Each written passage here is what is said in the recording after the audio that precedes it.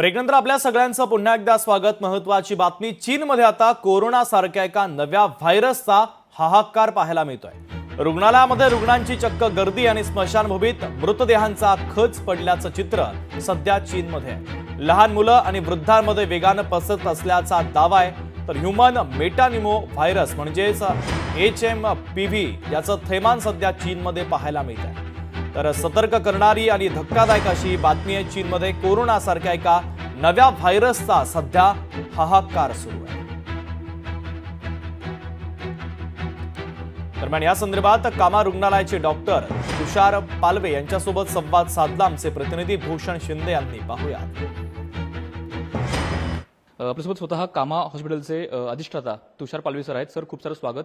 Sir, नवीन virus आलेला आहे HMPV, कशा प्रकारे हा व्हायरस असू शकतो, तुमचा अंदाज काय आहे आणि भारतीयांनी कशा प्रकारे काळजी घ्यावी, तुमचं नेमकं याबद्दलचं आकलन काय?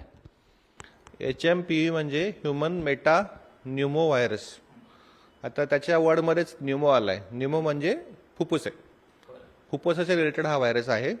हा व्हायरस 2001 मध्ये नेदरलँडमध्ये पहिल्यांदा सापडला होता आणि तेव्हा तो 28 ते 30 मुलांमध्ये रेस्पिरेटरी सिम्पटम्स होते कॉमन, आणि तेव्हा त्याचा शोध लावला गेला। हा व्हायरस आहे तो मेनली रेस्पिरेटरी ट्रॅक किंवा फुफ्फुसावरच ॲक्ट करतो। त्याचे जे सिम्पटम्स आहेत, पहिला जो सिम्पटम्स चालू होतो ते सर्दी होते, खोकला होतो, नंतर दम वाढत जातो आणि शेवटी मग खूप दम लागतो। पण हे सिम्पटम जसे कोविडचे होते त्याच्या रिलेटेड सिम्पटम्सच आहेत। या व्हायरसचं कशा प्रकारे तोंड द्यायचं किंवा भारतीयांनी कशा प्रकारे काळजी घ्यावी यासाठी मग आतापर्यंत जे न्यूज रिपोर्ट आहेत आपल्याकडे किंवा गुगलवर न्यूज आल्या आहेत किंवा मीडियावर न्यूज आल्या आहेत, ते चायनामध्ये स्प्रेड झालेलं आहे। त्यांनी बरेचसे रुग्ण ॲडमिट झालेले आहे, पण एक्झॅक्ट नंबर अजून आमच्याकडे ऑफिशियल किंवा गव्हर्नमेंट कुठची माहिती जाणून हे ओपन नाही केली आहे। आता आम्ही आमच्याकडे त्याचं प्रिपरेशन चालू केले।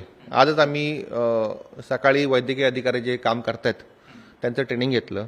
जे सेम प्रिकॉशन आपण घेणार आहोत तेच प्रिकॉशन घेणार आहोत।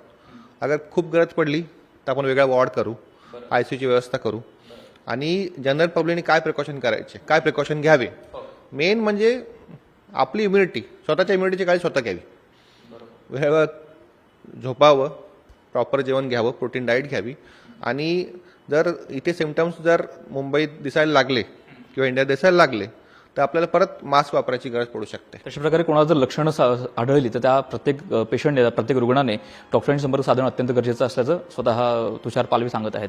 कॅमेरा निकेशसह भूषण शिंदे, लोकशाही मराठी, मुंबई।